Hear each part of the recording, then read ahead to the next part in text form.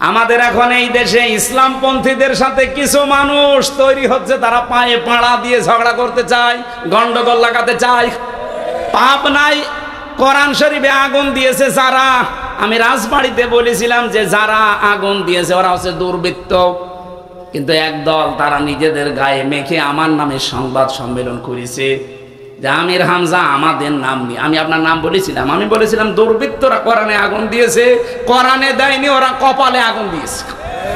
ওরা যদি তাওবা না করে, হঠকারিতা করে, ওরা জাহান্নামে যাবে, আমি লিখে দেব, নিয়ে আসেন। কারণ আল কোরআন হুজ্জাতুল্লাহ আলাইকা, আমি তো দলিল দিয়ে বলেছি। কিন্তু ওখানকার যিনি এই হাবিব সাহেব, উনি বলছে যে জামাত ইসলাম যারা করে, শিবির যারা করে, তাদের মসজিদে আজান দেওয়া, এমামতি করা আজকে থেকে হারাম। হারাম মানে এলাকার জিনিস কি আপনার এলাকা, এলাকা কি আপনার বাবার? এই দেশের মানুষ যারা একামতে দিন করে, এরা যদি নামাজ বন্ধ করে দেয়, আজান বন্ধ করে দেয়, আপনার কে দেবে? কে আজান আপনি দিতে পারবেন? যে কয়টা ফতোয়াবাজি করছে, এই যে কিশোরগঞ্জের ফজু পাগলা ছাত্রলীগ থেকে আসা, পাবনার এইটা হাবিব ছাত্রলীগ থেকে আসা, আর চাঁপাই নবাবগঞ্জের স্বামী স্ত্রী দুইজন চাপাবাজ। আমি এই চারজনকে মন থেকে ঘৃণা করি। বিএনপিকে আমি ভালোবাসি, কিন্তু এই চারজনকে বিএনপির নাম নিয়ে এরা ক্যান্সার হয়ে বিএনপিতে ঢুকেছে। আমরা চাই যারা দায়িত্বে আছেন এই ক্যান্সার গুলোকে কেটে বাদ দিয়ে দিন, নয়তো আপনাদের আরো বড় ক্ষতি হয়ে যাবে। আপনারা একটা মাসলুম দল, আমরাও মাসলুম, কথা বলেন না কেন? আশা করছে আমার ইঙ্গিত বুঝেছেন। এই জন্য ধৈর্য ধরা লাগবে। এখন উচ্চবিষ করা যাবে না, উচ্চবাচ্য না, এখন খুব কঠিন সময় চলছে। ধৈর্য ধারণ করে সামনের পরিস্থিতি মোকাবেলা করা লাগবে। অথবা সাউবিল মারহামা, একে অন্যকে রহমের উপদেশ দেবে। আলাহুল খালক ওয়াল আমরু, আল্লাহ বলেন আমি বানিয়েছি, সিদ্ধান্ত চলবে কার? আর ওরা বলছে দেহ আমার, সিদ্ধান্ত আমার। দেহ আপনার হয় কি করে? এই দেহটা আপনার হয় কি করে? আপনার মা বাবা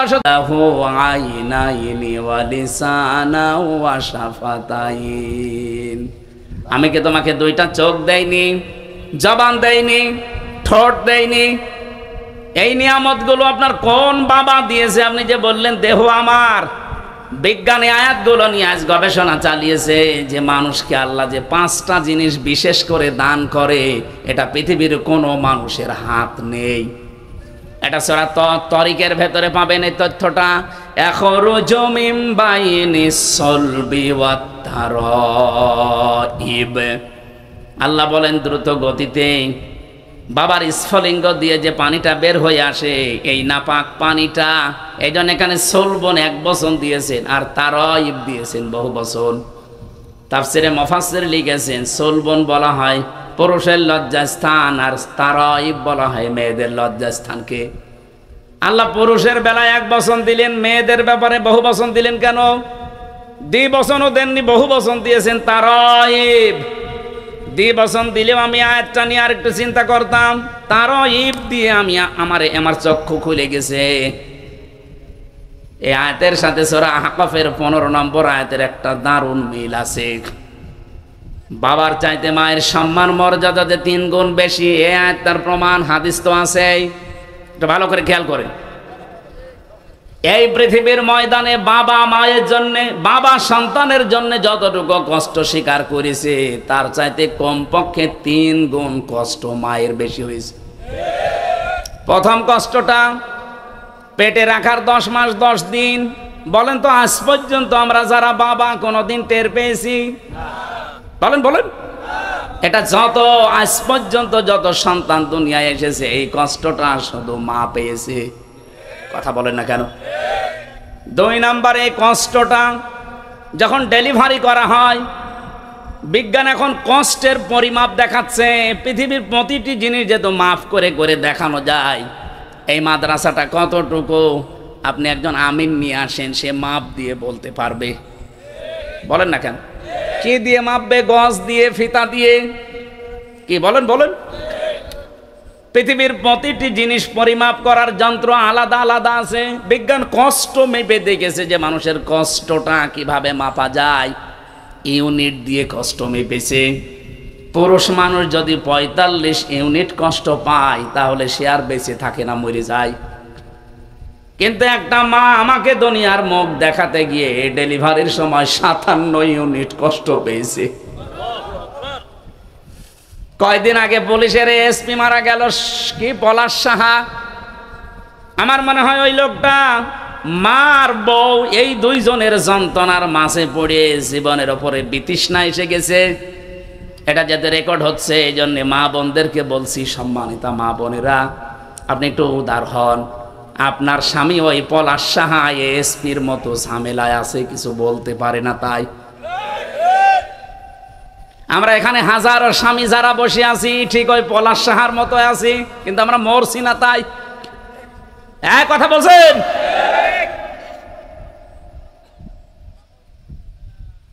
আমি যে ওসি সাহেবকে পড়াতাম কুষ্টিয়ায়, উনি বহুবার আমারে বলেছে, হুজুর আমার চেয়ার তো ভালো, কিন্তু আমার দুনিয়ায় আর থাকতে মনে চায় না, আমার মনে হয় যে আমি মরে যাই। কেন? যতবার জিজ্ঞাসা করেছি, হয় নিজের মায়ের নাম আর বোর নাম, এই দুজনের নাম বলতো। তাহলে কি হয়েছে তাদের ভেতরে? অথচ মা যদি একটু ছাড় দেয় যে সন্তান তো আমার, তার সুখের জন্য বৌমাকে আমি একটু ছাড় দিলাম, ওই বৌমা যদি একটু ছাড় দিয়ে চলে যে আমার স্বামী 25-30 বছর পর্যন্ত তার পেছনে এই মহিলা শ্রম দিয়েছে, এখন আমি নাই পেয়েছি, একে সেই বীর্য থেকে শুরু করে হামজা বানিয়েছে ওর মা আর বাবা। অন্তত আমার মা বাবা হলেও তো আমি স্বীকার করতাম, তাদের জন্য এই কষ্টটা আমি একটু স্বীকার করি। কোন পরিবারের স্বামী মানসিক রোগী হয়ে যেত না, কিন্তু হাজারো স্বামী আজ আমরা মানসিক রোগী এখানে নেই। এই কথা বলছেন না কেন? না, আমি মা বোনদেরকে বলবো শুধু নামাজ পড়া, রোজা রাখা, কালো বোরকা পরাই পর্দা মানে ইবাদত না। স্বামীর মনে দুঃখ দেওয়া যাবে না। আপনি একটু ব্রড মাইন্ডের হবেন, ন্যারো মাইন্ডের হওয়ার কারণে পরিবারে অশান্তির শেষ নেই। আর এগুলো টিপস দেয় ওই মেয়েটার মা আর ওর বড় বোন। ঠিক মানে লোকটা মনে হয় ঝামেলায় আছে। আরে না, ও কেন, এখানে হাজারো মানুষ এই ঝামেলায় নামাজ পড়ে, রোজা রাখে, কালো বোরকা পরে, এ তো স্বামীর সাথে যে আচরণ করে না, হচ্ছে না আপনাদের।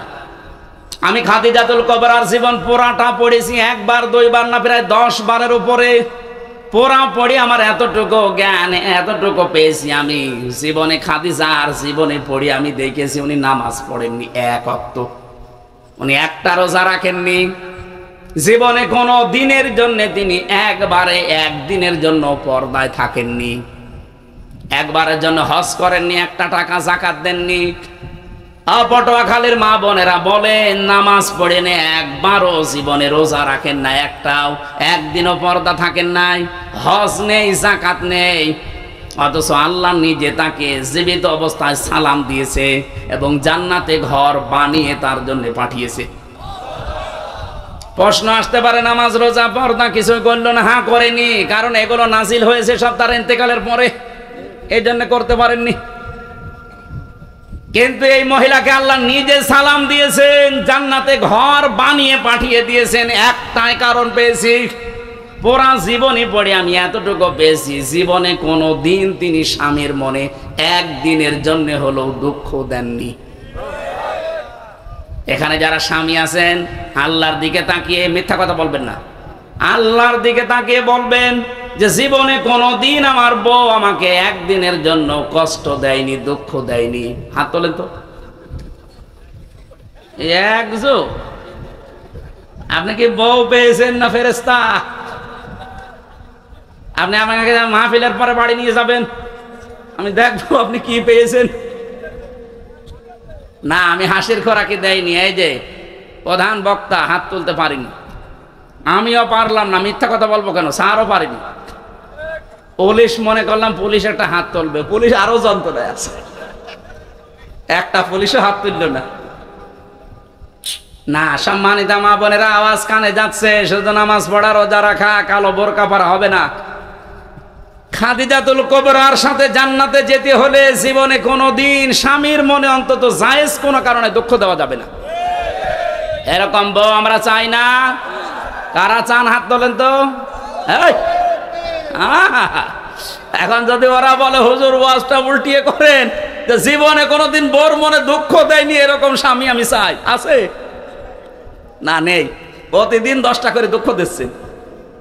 মেয়েদের এই কষ্টের কারণে, এই যে 57 ইউনিট কষ্ট সহ্য করা লাগে, এই কারণে নবীজি তাদের দ্বিতীয় ধাপের মর্যাদা বাড়িয়েছে। 3 নাম্বারটা, 3 নাম্বার কোনটা? দুধ খাওয়ানো। এই যে দুধ খাওয়ানো, এই বিষয়টা কিন্তু মায়ের না। দুধ খাওয়ানোর দায়িত্ব কার? বাবার। তো বাবার কি জিনিসপত্র আছে? খাওয়াবেন কি দিয়ে? কোরআনে কারিমে সূরা বাকারা 2 নাম্বার পারা 17 নাম্বার পৃষ্ঠা 1ম নাম্বার লাইনের 233 নাম্বার আয়াতের মাঝের অংশে এটা আছে, ওয়াল ওয়ালিদাতু ইউরদি'না আওলাদাহুন্না হাওলাইনি কামিলাইনি লিমান আরাদা আইয়ুতিম্মার রাদা। এই যে শব্দটা কিন্তু মুযাক্কার, লিমান আরাদা আইয়ুতিম্মার রাদা। এই শব্দটা মুয়ান্নাস আল্লাহ দেয়নি, মুযাক্কার দিয়েছেন। 2 বছর কমপক্ষে দুধ খাওয়ানোর দায়িত্ব বাবার। পালন করছে কে? বলেন বলেন। আমার মনে হয় ওয়াজ আমার এখানে করা ঠিক হচ্ছে না, কারণ রেকর্ড তো ম্যাডাম যদি শুনে বলে তোমার মেয়ের বয়সে ছোটটা এখন 8 মাস, এ দায়িত্ব যেহেতু আমার না, এই মেয়ের দুধ খাওয়াতে আমার 5 লাখ টাকা দেওয়া লাগবে। থক্কু এই ওয়াজ আমি আর জীবনে করবো না, অন্তত আর 2 বছর পরে করবো। ওয়াজ তো সহি, কিন্তু সমস্যা তো হয়ে যাবে আমার বিরুদ্ধে ওয়াজ পেলে যাচ্ছে না।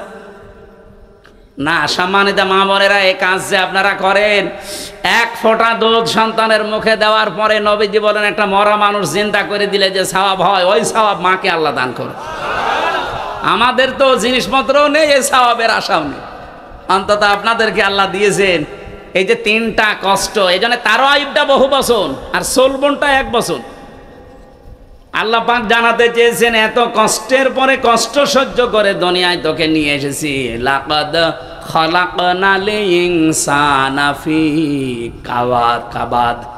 অবশ্যই আমি মানুষকে ক্লান্তি শ্রান্তি কষ্টের পরে বের করেছি। বিজ্ঞান এখন দেখাচ্ছে এই পানিটা যখন দ্রুত গতিতে যায়, 40 দিন 43 পরে মায়ের পেটের ভেতরে কমপক্ষে 4টা জিনিস আল্লাহ বানায়, চুল, রগ, হাড় আর পর্দা। মায়ের ভেতরে ওখানে যে করারিম মাকিন আছে, ওই জায়গায় যে নাপাক পানিটা আছে, ওটা দিয়ে আরো 4টা জিনিস বানায়, রক্ত, গোশত, চর্বি আর চামড়া। 8টা জিনিস যখন এক হয়, আল্লাহ বলেন আমার রব নামের কারণে আমার বান্দা বান্দিকে আমি 5টা জিনিস ভিক্ষা দেই।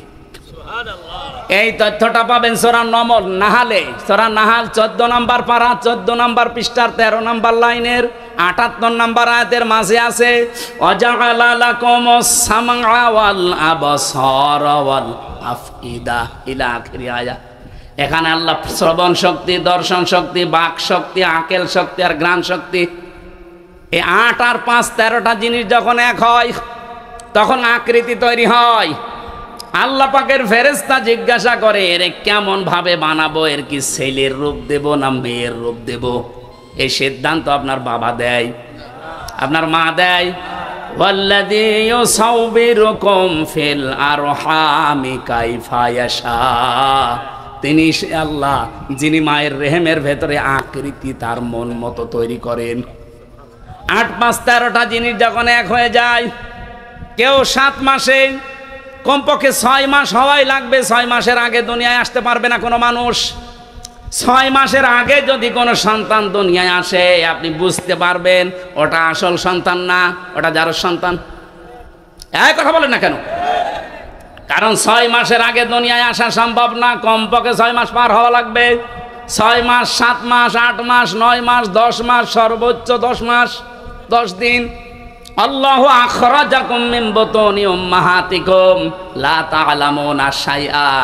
এমন ভাবে আস্তে করে বের করে নিয়ে আসলাম যখন তুমি কিছুই জানতে না। সুতরাং আপনি কেন বলেন যে দেহ আমার, সিদ্ধান্ত আমার?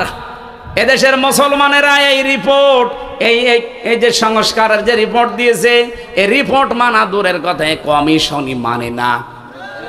এক কথা বলেন না কেন? কারণ এগুলো পুরা কোরআনের সাথে আমি নিজে মিলিয়েছি, আমার এই ছোট্ট মাথায় 10টা কোরআনের আয়াতের বিরুদ্ধে চলে গেছে, আর হাদিসের বিরুদ্ধে তো হাজারও গেছে। ওদের আজকের মিছিল দেখে আমার মনে হচ্ছে মানুষগুলো এই দেশের না, সব ওদেরকে ভাড়া করে নিয়ে এসেছে এই দেশের মানুষ আগামীতে আরো সন্তান জন্ম দেওয়ার জন্য। যাদের পেটে কোনো কাপড় নেই, মাথায় টেপ দিয়া তিলক দেওয়া, কোন মুসলমানের মেয়েতে এগুলো পড়তে পারে না, অবশ্যই আপনারা ভাড়া করে নিয়ে এসে এগুলো মুসলমানের হিসাবে চালাতে চাচ্ছেন। এই দেশের সচেতন মানুষ আমার মনে হয় জীবনও আপনাদের এই আহ্বান মানবে। আরো জোরে বলেন, মানবে? ষড়যন্ত্র যেহেতু চলছে সব জায়গায়, আপনি খেয়াল করে দেখবেন একটা দুইটা না, এরকম হাজারো রাস্তা ওরা খুলে বসে আছে। যেইটাই আসবে এ দেশের মুসলমানদের উচিত হবে ওই রাস্তায় বন্ধ করে দেওয়া। বলেন বলেন। আগামী প্রজন্ম যদি যারা হিসাবে রেখে যেতে চান, সাপোর্ট দেন। আপনি না আর 20 বছর পরে মরে যাবেন, কিন্তু আপনার প্রজন্ম কি আসছে আপনি টের পাচ্ছেন? ওরা সমান অধিকারের নাম নিয়ে হাজারো সন্তান উপহার দেওয়ার চেষ্টায় আছে। বলেন নাউজুবিল্লাহ। আমার ভাইয়ের, আমি যে কথা বলতে চাচ্ছিলাম, আপনাকে কোরআন বুঝতে হবে। তাহলে মায়ের পেটে আল্লাহ এমনিতে আব্দুল কাদের জেলানি পাঠাননি, এমন একটা পেট ছিল যে মায়ের পেটের জীবনী পড়েন আব্দুল কাদের জেলানির মায়ের জীবনী। আমাদের মা বোনদেরকে আমরা চাই তাদের পেট আর পিঠ যেন হেফাজতে রাখে। যত মানুষ দেখবে, যত রকমের নজর পড়বে, তত রকমের খারাপ সন্তান দুনিয়াতেও উপহার দেবে। ওই যে ছোট বাচ্চাটা, ওর মা ওই রকম পর্যায়ের। এই জন্য আমারে বলছে হুজুর আগে বলেন আমাদের লিখতে কেন 4টা অক্ষর লাগবে, 3টা হলে হবে না কেন? তারপরে আমাদের ছোট নদী পড়বো আমি, এর আগে নেই। আমি ওই দিন চিন্তা করেছিলাম, এতটুকু বাচ্চা যদি এইভাবে বুঝে বুঝে পড়ার চেষ্টা চালায়, তাহলে আমরা যারা আছি আমাদের কিভাবে বোঝা দরকার বলেন? তেলাওয়াতের দ্বিতীয় অর্থ আপনাকে কোরআন আল্লাহর, এটা বুঝতে হবে। 3 নাম্বার, এটা বুঝলেই হবে না, যতটুকু বুঝেছেন অতটুকু মানতে হবে। আল্লাহ রাব্বুল আলামিন বলেন, ওয়া হাদাইনাহুন নাজদাইন, আমি 2টা পথ তাদের সামনে উন্মুক্ত করে দিয়েছি। পথ 2টা দেখিয়েছি, একটা ভালো একটা মন্দ পথ। এতটা কত বলার পর আল্লাহ শেষ করে দেননি। এবার আমার আসল কথায় আল্লাহ যেটা আমি বলতে চাই এতক্ষণ পর্যন্ত, ফালাক্তা হামাল আকাবাতা ওয়া মা আদরাকা মাল আকাবা, কিন্তু সে গিরিপথে যেতে রাজি না। হে নবী, আপনি কি জানেন এই গিরিপথ, দুর্গম পথটা কি? আজ বাংলাদেশের মানুষ আমরা যারা সহজে শুধু জান্নাতে যেতে চাই, আল্লাহ সহজভাবে জান্নাতে দেওয়ার কোনো রাস্তা কোরআনে দেয়নি। এই আকাবা মানে দুর্গম গিরিপথ। জান্নাতে যেতে হলে, সৌভাগ্যশালী হতে হলে মাস্ট বি এই পৃথিবীতে আপনাকে গিরিপথ অতিক্রম করাই লাগবে। ওই গিরিপথটা কি? এই যে রাত্তিলিল কোরআন, এই শব্দের ব্যাখ্যা এখান থেকে একটা আমি মিলিয়েছি। শুধুমাত্র কোরআন নিজে শুদ্ধ করে পড়লে হবে না, হক আদায় বুঝতে হবে, ওটা নিজে মানতে হবে। আর মানার জন্য এই আয়াতের ভেতরে অন্তত 5টা জিনিস আছে। এই 5টা জিনিসও আমরা যদি মানতে পারি, আল্লাহর কসম আমরা সৌভাগ্যশালী হব। 4 নাম্বারটা আগে বলি। যেহেতু হক আদায় করে পড়ার শর্ত বলেছিলাম, কয়টা জানো? 4টা। বলেন বলেন, আরো জোরে বলেন। এই দলিলটা সূরা বাকারা 121 নম্বর আয়াতে আছে, আল্লাযীনা আতাইনাহুমুল কিতাবা ইয়াতলুনাহু হাক্কা তিলাওয়াতি। এই শব্দের ব্যাখ্যায় পাবেন তেলাওয়াত হক আদায় করে করতে হলে ওটা আপনাকে আগে শুদ্ধ করে পড়া লাগবে, 2 নম্বরে বোঝা লাগবে, 3 নম্বরে নিজে মানা লাগবে, 4 নম্বরে যারা আপনার আয়ত্তে আছে এই মানুষগুলো যেন মানতে পারে সেই ব্যবস্থা করে দেওয়া লাগবে। আর এইটার জন্য আজ আলেমরা আমরা আপনাদের কাছে কালার। আপনি ভালো করে বোঝেন, আমি যতদিন কোরআন পড়ি শুদ্ধ করে, এই দেশে কেউ আমার শত্রু নেই। যতদিন আপনি বুঝি কেউ আমাকে শত্রুতা করবে না। যতদিন আমি ব্যক্তিগত পারিবারিক জীবনে মানব, কেউ আমার শত্রু নেই। কিন্তু যখনই আমি বলবো যে না এটা আমি মানুষকে মানাতে চাই, ওই পরিবেশ তৈরি করে দিতে চাই, তখনই মানুষ বলবে এটা রাজনীতি। কথা বলে না কেন? আল্লামা দেলাওয়ার হোসাইন সাইদি রহমতুল্লাহ আলাইহি যতদিন কোরআন পড়েছিলেন শুদ্ধ করে, কেউ শত্রুতা করতো না। কি বলেন? যতদিন তিনি বুঝেছিলেন কেউ তাকে শত্রুতা করতো না। যতদিন তিনি নিজে মেনেছিলেন, আর মানা তো বেশি যায় না, খুব বেশি হলো ব্যক্তিগত আর পারিবারিক জীবনে মানা যায়।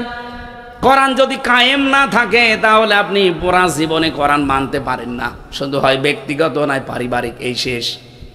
এই জন্য মান করাল কোরআন ফাস্তাজহারাহু, যে ব্যক্তি কোরআন পড়ে আর কোরআনকে এজহার করার চেষ্টা করে, এজহার মানে কায়েম করা, এজহার মানে বিজয় করা, এজহার মানে দাঁড় করানো। কোরআন পড়লেই হবে না, কোরআনকে বিজয় করার জন্য যারা চেষ্টা চালাবে তারা হালালকে হালাল আর হারামকে হারাম মেনে ছেড়ে দিতে পারবে। এই জন্য হাদিসের পরের শব্দ হচ্ছে ফাহাল্লা হালালাহু ওয়া হাররামা হারামাহু, এর মাঝখানে ফাটা আছে। আমি আলেমদেরকে বলছি জিজ্ঞাসা করেন তো, ফা 19টা অর্থে আসে। বালাগাত মান থেকে আমি নিজে পড়েছি, আমার ছাত্র বয়সে আমি বিশেষ করে মিজান মনসা এবার বালাগাত মান থেকে ঠোঁটস্থ করে ফেলেছিলাম। কোন অক্ষর কতটা শব্দে ব্যবহার হয় এটা আমার খুব বেশি আয়ত্ত আছে। আগে বর্ণিত কোনো শব্দ যদি আপনি মেনে নিতে না পারেন, পরের শাস্তি আপনার জন্য মাস্ট বি হবে। এই জন্য মাঝখানে ফা দেওয়া হয়। 19টা কারণের একটা কারণ এটা। যেহেতু এটা ক্লাস না, ক্লাস হলে আমি আরো গভীরে যেতাম। আমার এখানে উদ্দেশ্য হচ্ছে নবীজি কোরআন পড়ার পরে কোরআনকে বিজয়ী করার কথা বললেন। কারণ কোরআন বিজয়ী না থাকলে হালালকে হালাল জেনে মানা যায় না, হারামকে হারাম জেনেও ছেড়ে দেওয়া যায় না, এমন জায়গা নেই। বিশেষ করে মাদ্রাসার প্রিন্সিপাল যিনি আছে, ভাইস প্রিন্সিপাল, তারা তো আরো ঝামেলায় আছে। স্যার যে চেয়ারে বসে আছে ওই চেয়ারেও ঝামেলা। হালালকে হালাল জানার পরও এমন একটা চেয়ার মানা যায় না, হারামকে হারাম জেনেও ছেড়ে দেওয়া যায় না। এদেশে বহু জায়গা এমন আছে আপনি জানেন যে এটা হালাল মানতে পারছেন না, হারাম ছেড়ে দিতে পারছেন না, কারণ উপরওয়ালা বসে আছে। গত পরশুদিন আমি আসছিলাম সেই সাতক্ষীরা থেকে কুষ্টিয়া পর্যন্ত আসতে আমার কমপক্ষে 3 বার গাড়িটা পুলিশ আটক করে। দাঁড়ান, কি সব দেখান, কাগজপত্র দেখানোর পরও বলে হুজুর দোয়া করেন। দোয়া তো করে আসলাম না, যে দোয়া নিয়ে এসেছেন ওই দোয়া অন্তত 500, 1000, 2000 টাকা তাদের 5-7 জন থাকে, চা খাওয়ার জন্য হলেও দেওয়া লাগে। এক অফিসার আমারে বলেই ফেলেছে, হুজুর শুধু বর দোয়া দেবেন না, কারণ এ দোয়া শুধু আমাদের জন্য না, এ দোয়া উপরওয়ালাকেও দেওয়া লাগে। এখন ওরা যদি মানে বলেছে না আমি কোনো ঝামেলায় যাব না, তারপরেও তো টিকে থাকতে পারবে না, কারণ এদের হাতে তো কিচ্ছু নেই, সব উপরওয়ালার হাতে। এক কথা বলছেন, কোরআন যদি কায়েম থাকতো এদেশে বিজয় থাকতো, ওই মানুষগুলো দোয়া চেত না, দোয়া আরো দিত। আমি তো একটা উদাহরণ দিলাম, সারা দেশের সব জায়গায় একই অবস্থা। যেহেতু কোরআন কায়েম নেই, হালালকে হালাল জেনেও মানতে পারছি না, হারামকে হারাম জেনেও ছেড়ে দিতে পারছি না। এই জন্য আদখালাহুল্লাহুল জান্নাহ পরে আদখালাহুল্লাহুল জান্নাহ দিলেন কেন? এটা তো মাঝির সিগা, মজারে দিতে পারতেন না, মাঝি দিলেন কেন? নবীজি বলেন সে যেন জান্নাতে চলে গেছে, অথচ আমি তো মরিনি, জান্নাতে যাব কি করি? তার মানে কোরআন যদি বিজয় থাকে এমন একটা পরিবেশ তৈরি হয়ে যাবে যেখানে বসবাস করলে আপনি মনে করবেন আমি মিনি জান্নাতে আছি। সুবহানাল্লাহ বলতে পারেন নাই? তা আমরা তো তেলাওয়াতের ব্যাখ্যা করতে গিয়ে এটাই জানাতে চাই যে আমি শুধু নিজে মানবো না, আমি এমন ভাবে দেশের মানুষকে মানাবো যেন বাংলাদেশটা মিনি জান্নাত হয়। আর এইটার জন্য সাইদি সাহেব রাজাকার। উনি যতদিন পড়েছিলেন, বুঝেছিলেন, মেনেছিলেন, কিচ্ছু হইতো না। যেই বলেছে না এটা আমি মানাতে চাই, তখনই তার নামে কত রকমের দোষ। হেফাজতের আমির আহমেদ শফি যতদিন কোরআন পড়েছে, বুঝেছে, মেনেছে, কোনো সমস্যা নেই। যেই বলেছে না এর বিরুদ্ধে কোনো অবস্থান নিতে দেব না, তখন হয়ে গেছে তেতুল হুজুর। আপনি কি হেফাজতের লোক? আপনি জিজ্ঞাসা করেন যারা আছে ওই দলের, তেতুল হুজুর দিয়েছে তো ওই দিন যেই দিন বলেছে আমি নবীর বিরুদ্ধে কোনো অবস্থান নিতে দেব না। কিন্তু এতদিন 100 বছর বয়স লোকটার, কোনোদিন তার বিরুদ্ধে কেউ কিছু বলেছে? কেউ কিছু চিনতো তারে? তাই আপনি কিভাবে কিয়ামতের ময়দানে আল্লাহর সামনে তেলাওয়াত করবেন? একটাও তো মিলছে না। এই জন্য গিরিপথ পার হওয়া লাগবে, আকাবা। আজকের আলোচনার বিষয় এইটা, নাকি বেশি হয়ে গেল? আমি 1 ঘন্টা 15 মিনিট নিয়েছিলাম, 1 ঘন্টা 20 মিনিট হয়ে গেছে। আর বাকিগুলো বলতে গেলে তো সময় লাগবে। ভিসার ভেতরে বসে থাকবেন? থাকেন। এখানে আরো গুরুত্বপূর্ণ লোক আছে, এনাদের এতক্ষণ বসিয়ে রাখা ঠিক হবে স্যার? চালাবো। ফাক্কু রাকাবা, কেউ যদি সত্যিই গিরিপথ পাড়ি দিতে চায়, তার জীবনে এই কাজটা হাতে নেওয়া লাগবে। কর্মসূচি এটা যে আমরা দাসত্ব মুক্ত করতে চাই। যদিও এখানে ফাক্কু রাকাবা দিয়ে ওই জামানায় দাস মুক্তির কথা আছে, আধুনিক তাফসীরগুলো দেখবেন ফাক্কু রাকাবা মানে মানুষ হয়ে মানুষের দাসত্ব থেকে মুক্ত করার জন্য যারা কাজ করে তারা সৌভাগ্যশালী, তারা সফল। বাংলাদেশে 73টার উপরে দল আছে। বলেন তো কোন দলের কর্মসূচিতে এইটা আসে যে আমরা মানুষকে মানুষের আইন থেকে আল্লাহর আইনের দিকে নিয়ে আসতে চাই? যারা করে আপনি তাদের দিকে থাকবেন। এরপরও যদি কেউ না বোঝার ভান করে থাকেন, আমার কিচ্ছু করার নেই। এখন আপনারে আর কোরআন শরীফ বুখারী শরীফ হবে না, বাকারি শরীফ লাগবে। ফাক্কু রাকাবা কারা করছে দেখেন, মানুষের দাসত্ব থেকে মুক্ত করার জন্য যারা চেষ্টা চালাচ্ছে তারা সফল। বলেন যারা মানুষের দুর্ভিক্ষের সময় এগিয়ে যায়। আগস্টের 5 তারিখের পরে কত রকমের দুর্ভিক্ষ দেশে দেখা দিল বলেন, বিশেষ করে ফেনীতে, এরপরে কুড়িগ্রামে।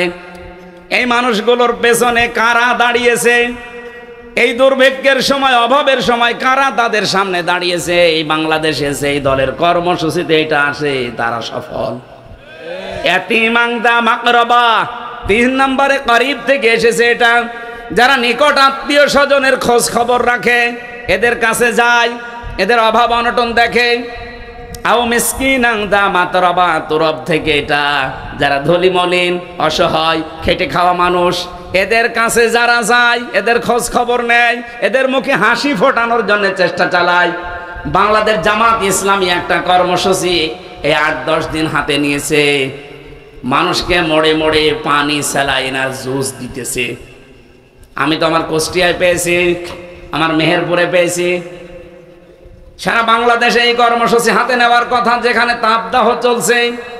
যেহেতু 42, চুয়াডাঙ্গা, মেহেরপুর, কুষ্টিয়াতে 42, 45, 49 ডিগ্রি হয়ে গিয়েছিল। এই খেটে খাওয়া মানুষগুলো, ধনী মলিন যারা, এদের কাছে কারা এগিয়েছে? কই, কত টাকাওয়ালা মানুষ কেউ তো যায় না। অথচ আমি দেখেছি একামতে দিনের দায়িত্বে যারা আছে তারা ছুটে গেছে। নিজেদের সংসার চলে না, তারপরও তারা 10 টাকার স্যালাইন, 20 টাকার পানি নিয়ে বলছেন নিন। তা আপনি তো এই কর্মসূচি হাতে নিতে পারেননি। এই কর্মসূচিরা কোরআন থেকে হাতে নিয়েছে, তারা আগামীতে সফল। এই কথা বলেন না কেন? সুম্মা কানা মিনাল্লাযীনা আমানু, এদের আরো কিছু গুণ আছে, তারা ঈমান আনবে। অতাওয়াসাউ বিস-সাবরি, তারা ধৈর্যের উপদেশ দেবে। আর যেটা চলছে আমার মনে হয় এখন ধৈর্য ছাড়া উপায় নেই। আমাদের এখন এই দেশে ইসলামপন্থীদের সাথে কিছু মানুষ তৈরি হচ্ছে, তারা পায়ে পাড়া দিয়ে ঝগড়া করতে চায়, গন্ডগোল লাগাতে চায়। পাপ নাই, কোরআন শরীফে আগুন দিয়েছে যারা। আমি রাজবাড়িতে বলেছিলাম যে যারা আগুন দিয়েছে ওরা হচ্ছে দুর্বৃত্ত। কিন্তু একদল তারা নিজেদের গায়ে মেখে আমার নামে সংবাদ সম্মেলন করেছে যে আমির হামজা আমাদের নাম নিয়ে। আমি আপনার নাম বলেছিলাম? আমি বলেছিলাম দুর্বৃত্তরা কোরআনে আগুন দিয়েছে। কোরআনে দেয়নি, ওরা কপালে আগুন দিয়েছে। ওরা যদি তাওবা না করে, হঠকারিতা করে, ওরা জাহান্নামে যাবে। আমি লিখে দেব, নিয়ে আসেন। কারণ আল কোরআন হুজ্জাতুল লাকা আলাইকা, আমি তো দলিল দিয়ে বলেছি। কিন্তু ওখানকার যিনি এই হাবিব সাহেব, উনি বলছে যে জামাত ইসলাম যারা করে, শিবির যারা করে, তাদের মসজিদে আজান দেওয়া, এমামতি করা আজকে থেকে হারাম। হারাম মানে এলাকার জিনিস কি আপনার এলাকা কি আপনার বাবার? এই দেশের মানুষ যারা একামতে দিন করে, এরা যদি নামাজ বন্ধ করে দেয়, আজান বন্ধ করে দেয়, আপনার কে দেবে? কে আজান আপনি দিতে পারবেন? যে কয়টা ফতোয়াবাজি করছে, এই যে কিশোরগঞ্জের ফজু পাগলা ছাত্রলীগ থেকে আসা, পাবনার এইটা হাবিব ছাত্রলীগ থেকে আসা, আর চাঁপায় নবাবগঞ্জের স্বামী স্ত্রী দুইজন চাঁপাবাজ। আমি এই চারজনকে মন থেকে ঘৃণা করি। বিএনপিকে আমি ভালোবাসি, কিন্তু এই চারজনকে বিএনপির নাম নিয়ে এরা ক্যান্সার হয়ে বিএনপিতে ঢুকেছে। আমরা চাই যারা দায়িত্বে আছেন এই ক্যান্সারগুলোকে কেটে বাদ দিয়ে দিন, নয়তো আপনাদের আরো বড় ক্ষতি হয়ে যাবে। আপনারা একটা মাজলুম দল, আমরাও মাজলুম। কথা বলেন না কেন? আশা করছে আমার ইঙ্গিত বুঝেছেন। এই জন্য ধৈর্য ধরা লাগবে। এখন উচ্চবিষ করা যাবে না, উচ্চবাচ্য না। এখন খুব কঠিন সময় চলছে। ধৈর্য ধারণ করে সামনের পরিস্থিতি মোকাবেলা করা লাগবে। অথবা সাউবিল মারহামা, একে অন্যকে রহমের উপদেশ দেবে।